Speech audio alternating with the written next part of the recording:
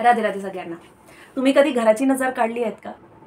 नाही तर कधीतरी घराची पण नजर काढा. कारण काय होतं ना की बरेचदा असं बघण्यात आलेलं आहे की काही काही लोक आपल्या घरी येऊन गेल्यानंतर आहे ना आपल्या घरात वाद होतात किंवा हस्बंड वाईफमध्ये भांडणं होतात, मुलं ऐकत नाही आणि घरात एका प्रकारची आहे ना कुठे ना कुठे आहे ना एक थोडंसं असं निगेटिव्ह ॲटमॉस्फिअर क्रिएट होते, वादविवादाचं ॲटमॉस्फिअर क्रिएट होते. ऑपच काहीच कशाशीच काही घेणं देणं नसते, पण तरी असं ॲटमॉस्फिअर क्रिएट होते. आणि ह्या ॲटमॉस्फिअरपासून जर का तुम्हाला मुक्तता हवी असेल तर आपल्या घराची पण नजर काढा. जशी आपण आपली नजर काढतो, आपल्या मुलांची नजर काढतो, तशी आपल्या घराची पण नजर काढा. कारण तुमच्या घरी येणारा प्रत्येकच व्यक्ती हा चांगल्याच इंटेन्शननी येतो असं नाही आहे. बरेचसे लोक वाईट इंटेन्शननी पण येतात. आता काही दिवस पहिलेचीच गोष्ट आहे. माझ्या एका मैत्रिणीच्या घराचं कन्स्ट्रक्शन चालू होतं आणि त्यांच्याकडे कोणीतरी आलं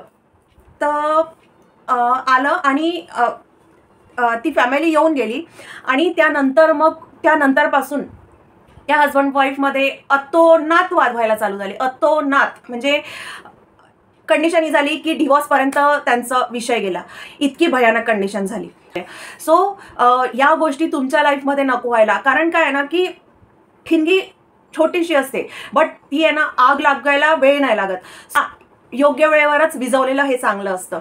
सो जशी आपण स्वतःची नजर काढतो ना तशी आपल्या घराची पण नजर काढा. त्या घराला पण लोक नजर लावून जातात. आता मी घराची नजर काढायला सांगितली तर असा नका विचार करू की अरे अंकिता खूपच अंधविश्वास फैलवते आहे किंवा काहीच भाग नाही.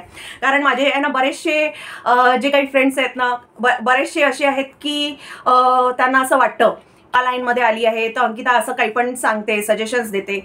बट ट्राईड अँड टेस्टेड जेव्हा गोष्टी असतात ना तेव्हा त्या गोष्टींवर विश्वास ठेवावाच लागतो. आपल्याला गोष्ट दिसत नाही याचा अर्थ हा नाही की ती प्रेझेंट नाही आहे. आपल्याला माहिती आहे की अलग अलग प्रकारचे कल्ट ग्रुप असतात किंवा अलग अलग प्रकारचे ब्लॅक मॅजिक करणारे असतात. हे आपण नाही बघितले याचा अर्थ हा नाही की ते आहेत नाही प्रेझेंट. ते पण प्रेझेंट आहेत. जे लोक त्यांच्याकडे जातात त्या लोकांना बरोबर प्रकारे माहिती आहे. सो तुम्ही ते बघितलं नाही आहे याचा अर्थ हा नाही का ते लोक तुमच्या नजरेआड नाही आहे. तुमच्या नजरेआड पण खूप साऱ्या गोष्टी असतात. फक्त काय आहे ना की तुम्हाला डोळे उघडून बघण्याची आवश्यकता आहे. तुमचा विश्वास असेल तर तुम्ही करा, नसेल तर जे जसं चालू आहे तसं तर चालूच आहे.